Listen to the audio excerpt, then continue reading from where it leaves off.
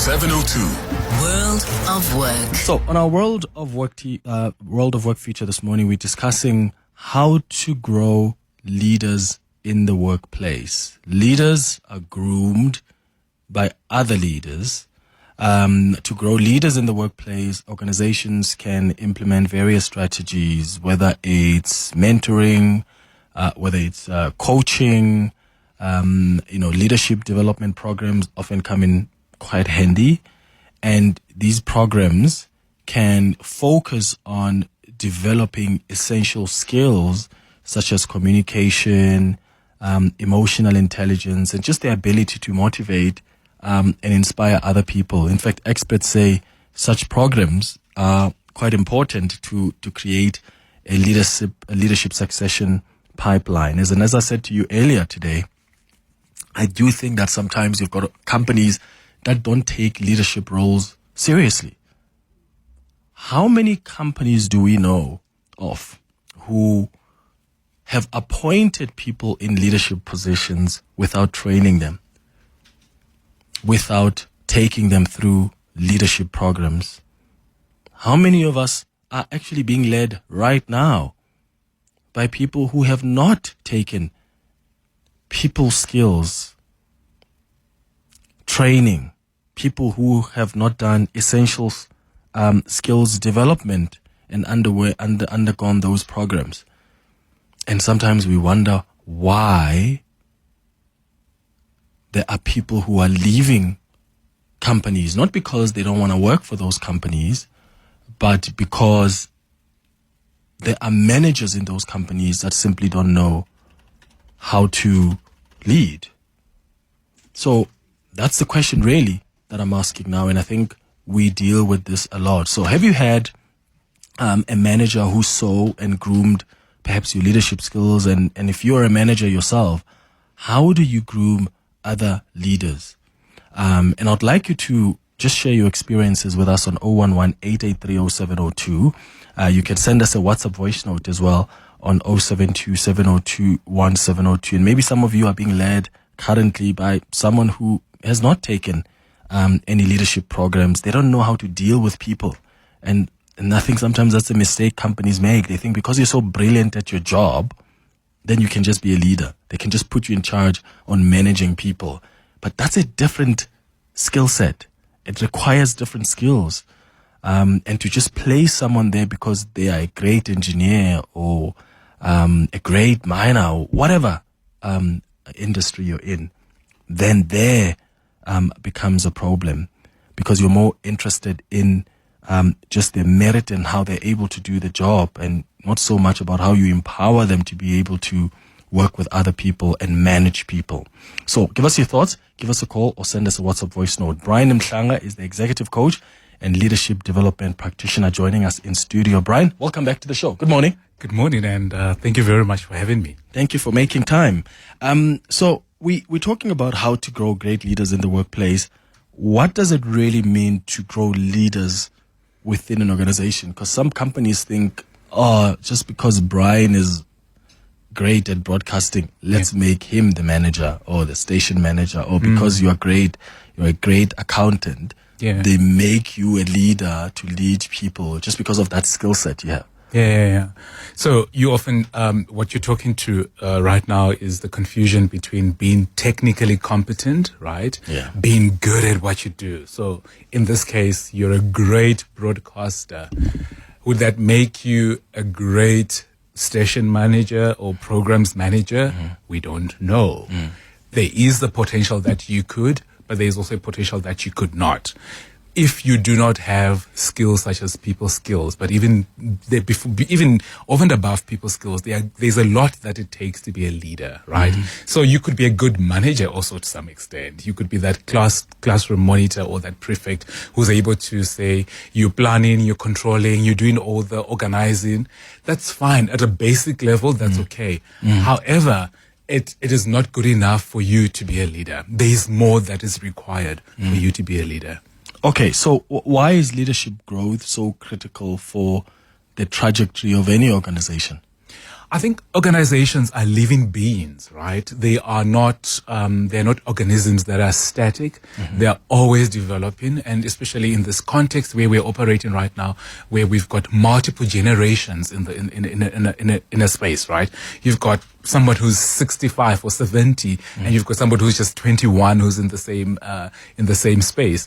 It's important that in that particular context, we are able to relate to one another from one generation to the next. But you are also able to lead somebody who's very different from you, from a different worldview, different needs. They have different things that they want from an organization and from a company and from what they would call the workplace to what you and I would also require and want. And also there are also different expectations, obviously, from businesses and organizations from us as individuals. What makes great leaders in today's work environment? I think sometimes employees just want a leader who is less rigid, Bearing. Yeah, when I ask for a raise, they're going to give it to me. When I ask to work from home, 5 days a week, they're just going to say, it's okay. What really makes a great leader? So in a context so let's look at the context that you and I find ourselves in this world of work, where there's a lot of toxicity, right? There's a lot of bullying, right? Where issues of well-being and wellness have become top of the priority, but also in a context where people want career advancement. What makes a good leader is somebody who's able to hold the space, right? Who's able to hold difficult conversations, somebody who's able to even make me believe in a vision and in a future that I can't see, and make me very excited that I want to be part and parcel of this team. Have you ever been in an organization where you find out the team next door is very excited and they're very happy? You realize that there's a vision, there's direction, conflict is there, but it is managed, right, in a healthy manner. They're not afraid of courageous conversations. Your roles are very clear. What is expected of you and what is expected from you is very clear. And so those are some of the elements. And but also you realize that it's a human first organization where people realize that in as much as we are about productivity and in as much as we are about crunching the numbers, the human being is still at the center of what's the limit of that? And I say that because mental health is not something that we're only experiencing now. We just have the language for it, really, to express how we're feeling, whether you're feeling depressed or you're really feeling overwhelmed, and it's beginning to affect you emotionally. But I sometimes find that we use that to take advantage of the position the company has taken to be human-centric, where you had a breakup with your boyfriend. Now what? You must be off for 2 weeks because I'm feeling depressed because I broke up with my partner. I'm not trying to minimize the impact of that on anyone's mental health. I'm just trying to say, where do we draw the line? I have seen before, I've literally witnessed a colleague who did break up with a partner, and they went to the boss and says, I broke up with a partner because they expected to be given some time off. And when the boss says no, then what? The boss is not human-centric, doesn't care much about your emotions and your productivity in the company. Okay, so on one hand, there's the whole... there, but sometimes is what I'm saying. No, I get it. So on one hand, we have issues around well-being. I find the mental health a little bit stigmatic to some extent, but there are issues around wellness, and we're not just talking to your mental health here. We're looking at maybe you sprinkled your ankle when you were running on the weekend, and you just want to get to a physio, right? So there are people within our organizations and within our businesses who are weaponizing well-being. Yes. And they are making it very difficult for those who are leaders to be sensitive to some of those matters, right? Because they are weaponizing it to an extent that it's now even become abused. Similar with a lot of other things that are happening in our communities and in our societies. So, for example, the whole issue of GBV. There are people that are weaponizing GBV and who cry wolf when there is no wolf, right? In as much as it's a real concern, right? So that's a problem in itself. However, I think there has to be a line that is drawn in the sand when it comes to issues of occur. At what point, if you can't do the work, Clement, is it now an issue of incapacity? Then we go the incapacitation route, because we've done everything that we've done for you. You can't be crying well-being and health issues over a 6-month period. Oh, some have done that. Yeah, and that's where the abuses come in, right? And so when businesses start saying now it's an issue of incapacity, then you start crying that they are not human-centered. There's a problem there. And also, where's your personal responsibility? Because the company And accountability can only go also. so much. Correct. Company can say, okay, you need some time off. Okay, you need to go to a hospital. Correct. Okay, sure, we get this. Okay. Correct. At some point, where's your personal accountability? Where's your own personal development and intention to be better, to do what is right so you can go back to work? Yeah. Because you have to work. And let's not forget, you are in a contractual relationship. That's it. Let's be You honest signed a about that. contract. Yeah. And so that contractual relationship is governed by certain ways of being and doing things. Yeah. And we're not saying we don't care about wellness. We just say sometimes it gets abused. I've seen it abused. There are people who abuse it. There are people who abuse it. Yeah. So what do you think are some of the common mistakes that companies make when it comes to growing leadership talent internally? What I find is that, there are great companies that want to grow leaders internally, even there's a succession plan. So they'll tell you, okay, you are here, in 5 years, we want to see you here. Yeah.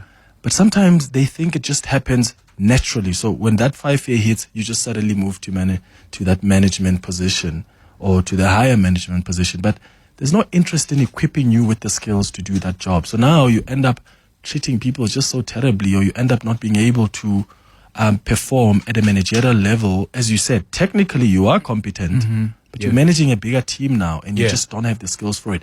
What are some of the common mistakes you think companies make when they are growing leadership internally, and what should they be considering more when they are approaching that? So there's the first myth, which is leadership development is a linear thing. And I call that a myth. It's not a linear thing. And by that, I mean, you don't get it right by going through all the ranks and doing the right things, right? To some extent, for some people who've walked that path, it could have worked. But in this world of work, where we're dealing with a lot of complexity within organizations, within human beings, within how we do business, there's a lot of volatility added to that, right? There's a lot of ambiguity that we are dealing with. We need to stop thinking and regarding leadership development in a linear way.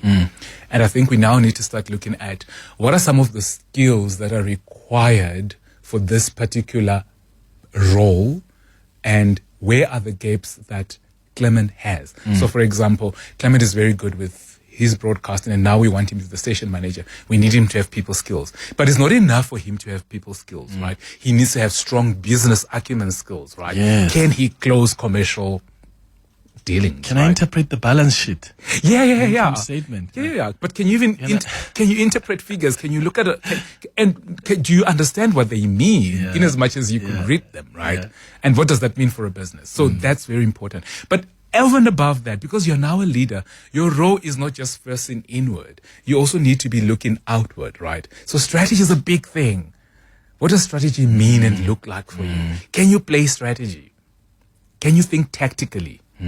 And many leaders, you find out that they have one muscle that is really fully developed and the other muscles are quite underdeveloped. So they probably have very good people skills.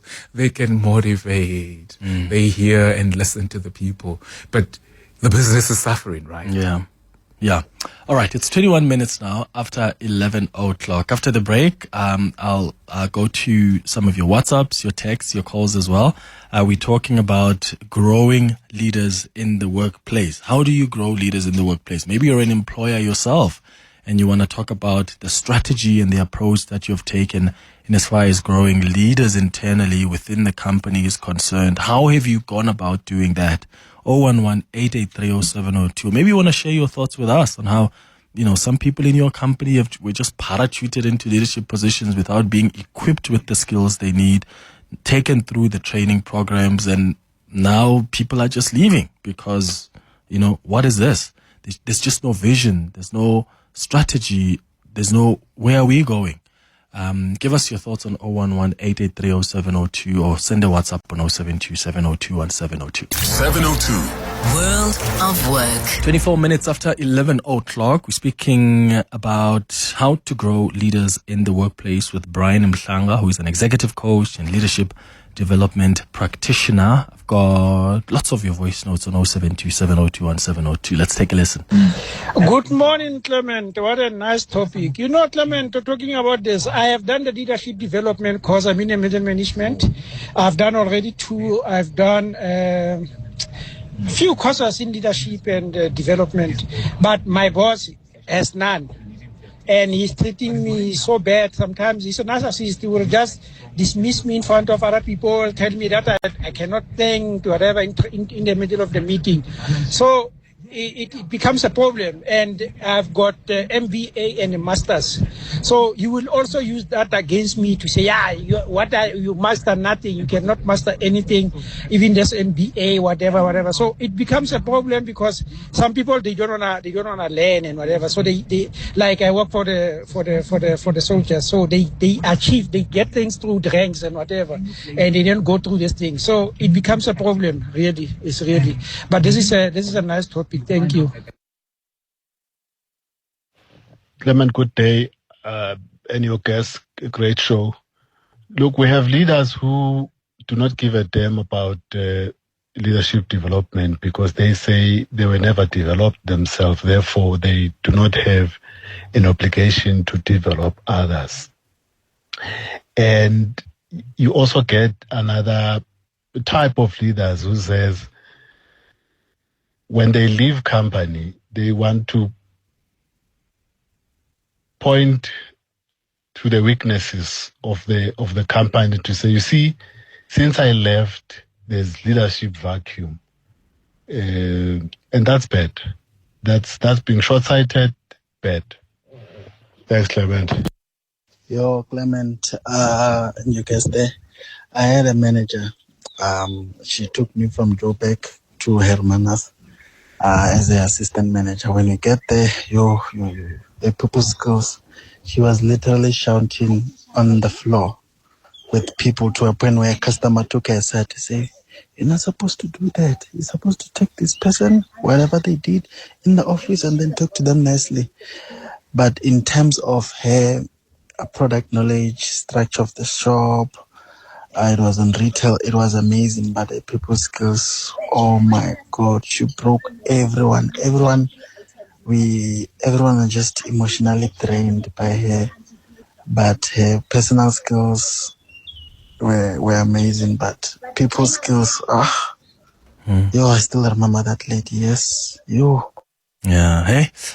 Okay. So how important, Brian, is mentorship and coaching to help potential leaders? So, because maybe if you're thinking, skills development programs, but you can start somewhere. So is mentoring and maybe coaching maybe where you can begin?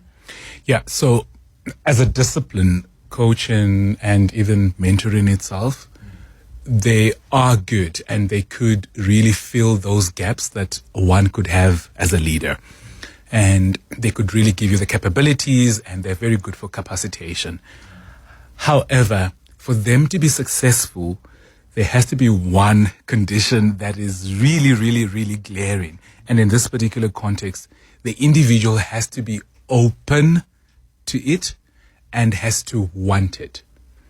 So, because, So don't do it because boss suggests. No. Okay. If you go there and somebody's going there because they have been asked, and they usually, and you realize that in the past, coaching and to some extent mentoring has been used as a form of remedial action within organizations.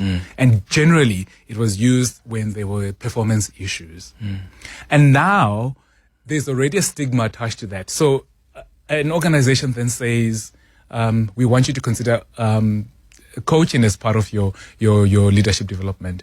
If the person is not onboarded correctly it could also have devastating effects on them, and because people are going to think, why I want a coach? Like, what is really going on? Yeah. Right? Because of the stigma attached, because it then sort of suggests to the individual that you are incapable. Yeah.